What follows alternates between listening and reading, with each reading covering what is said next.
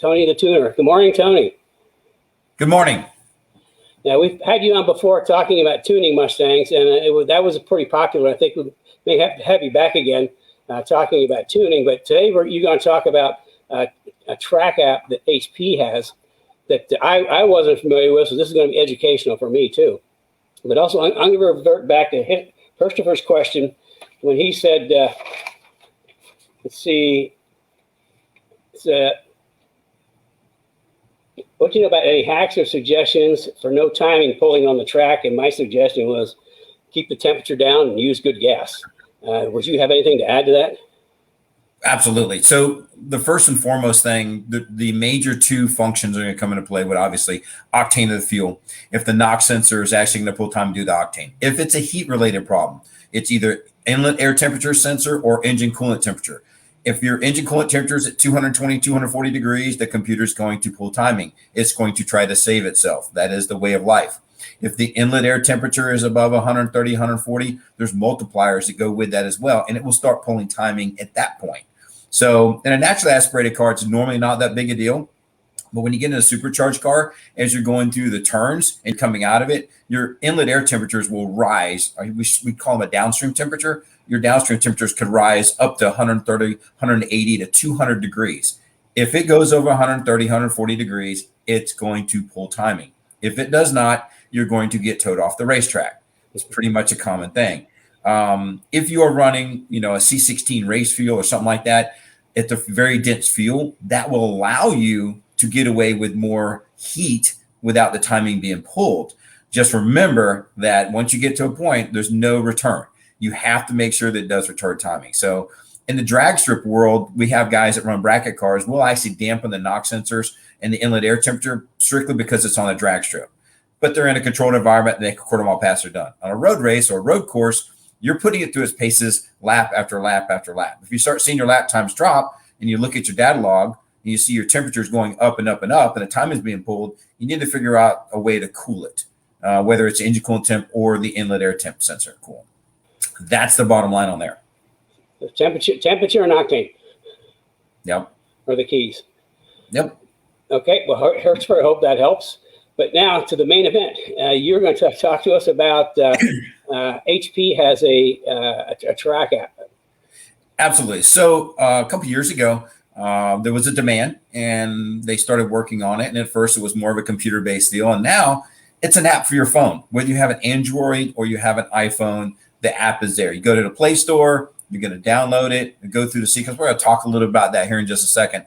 But the app is really good. It's telemetry data. It uses a GPS. Most critical part to all of this is to make sure that it's actually in the window mount on a solid mount, not bouncing around. Don't stick in the cup holder. Don't stick it in the door panel because it's going to lose signal and your data is not going to be correct. But that's where the track Addict came from, was the world. They wanted to seek telemetry data. So they designed it. And there's two parts to it. There's the track Addict and there's actually a race render. We'll talk more about the track Addict because that's the function you're using to look at it and see, what you're doing and data log it. The race render is later on. You can look at your stuff and data log. You can compare it to other people's cars, everything like that. But the track Addict is the main function. Okay, so you can just go on the App Store and download it. Yeah, you can go right on there to the App Store or the Google Play, and you go right on there. You type in track Addict. It's going to give you a little symbol. You download it. It's free to download. There is an upgrade if you're doing some other stuff in the future. We'll talk about that. But the main function is free. You can download it right to your Android or your iPhone. Now, is there's something that goes with it? You can plug into the OBD2 sensor to put the engine function? Absolutely. So if you're using your own pass-through, there are some, we'll talk Bluetooth for a second. So obviously we want to communicate with the phone, whether it's the iPhone or your Android. We recommend obviously the MPVI2 or an RTD unit, which is the unit we use, and it's a Bluetooth. You set it up on that. Not only will you actually get your telemetry data, but you can actually get your temperatures, just like we were talking about. You can see the NOx sensor while it's pulling timing. You can see what your inlet air temperatures are. You can see your engine coolant temperatures. You're going to see that rise when you go into the turn and come out of the turn. You're going to see the rise follow. It's an ebb and flow like the tide. That's exactly what your coolant temperatures and your inlet air temperatures will do as you go through the corners as well as come out the straightaways. So how many different functions does this track tracks? I mean, how can people actually physically use it to drive better? Okay, so a couple things. One of the things that we like to bring up is the main thing is that you have data.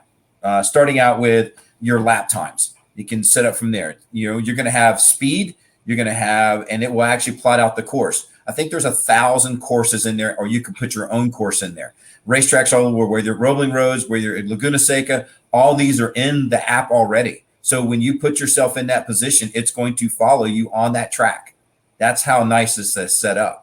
So, you know, it's less work, simple for us. You know, we're all want to keep things simple. So if it's on there already, we say, hey, we're at Laguna Seca and we're going to use this. It tracks us at that point. It tracks us on the track.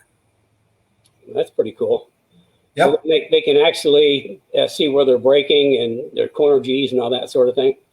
Absolutely. So the technical lap times, like we said, with the braking, everything, you can see where you're going in. You see what your timing is on that point. You can measure that timing as well.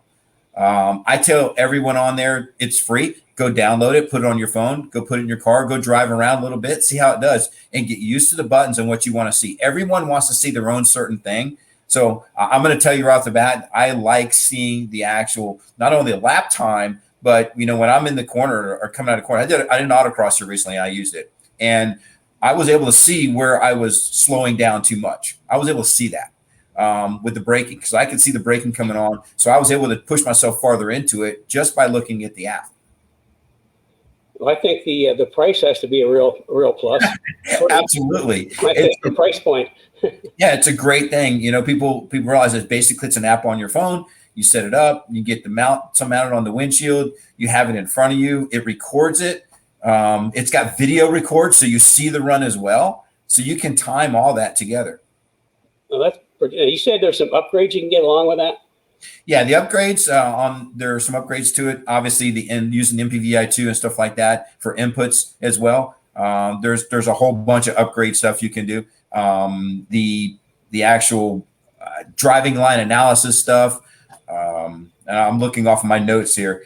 So the graphs, you can do comparisons between laps. Those are all things that are on there. It's a very detailed setup. It works very well. And people really who didn't know about it, once they find it, they go, why didn't anybody tell me about this? Hence why I'm here. Well, that's pretty cool. I'm sure we're going to have some questions rolling in here. So Carrie or Brad, let us know if any questions pop up. So is there anything else that you haven't told us about the track app yet?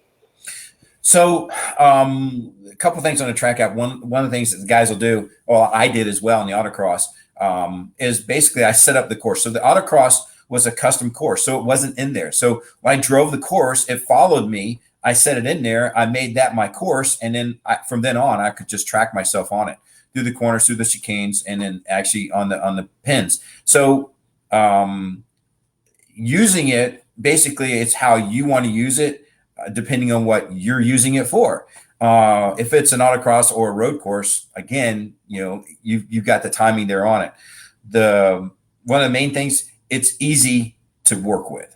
You push the button, it sets and records. You hit the button to stop recording it. The log is there. You can save it to your laptop. You can play it back. You can look at all the timing. Basically, you can tutor yourself through it. If you know how to handle a race car or performance car, you can push the button normally to find where you're at on the racetrack.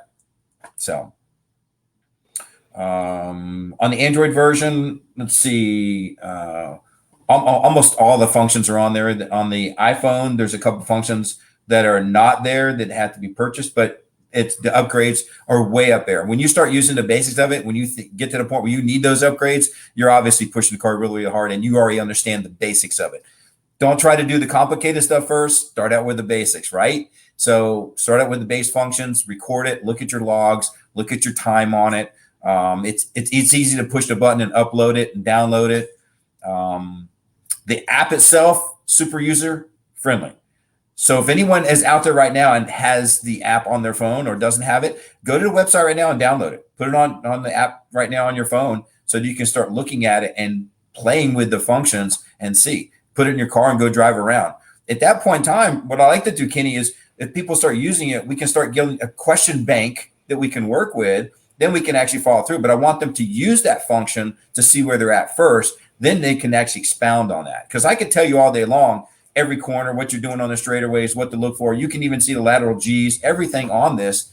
But until they use it, we need to get the questions. Well, I think that's a challenge to you guys out there. I think Brad may have already put the link up to the track app, so you guys can download it and start playing with it. And then maybe we can have Tony back in a couple of weeks to talk about tuning and the track app. Because I know everybody wants to know about tuning. It's not as easy as you think. I can tell you from experience. You really It's really easy. Really Everybody can what do you're doing. I know more than one time. Quote, expert tuners have blown up motors on a dyno. I mean, it happens more than not. But we like I say, we use Tony. Actually, we do our tuning remotely. We've got a dyno here that we use, and we go to the dyno and get everything warmed up, and then Kurt, hits his computer and logs in, and Tony logs in, and we make a run, download the data files, and I take a picture of the air fuel and send it to Tony. Does that and send it back, and before you know it, we're making a lot of horsepower. Just like this, yeah, the magic thing, right? Magic fingers. Yeah, the tuning portion of it, once you have the data. Again, tuning doesn't work without data, and we talked about this before on the previous show.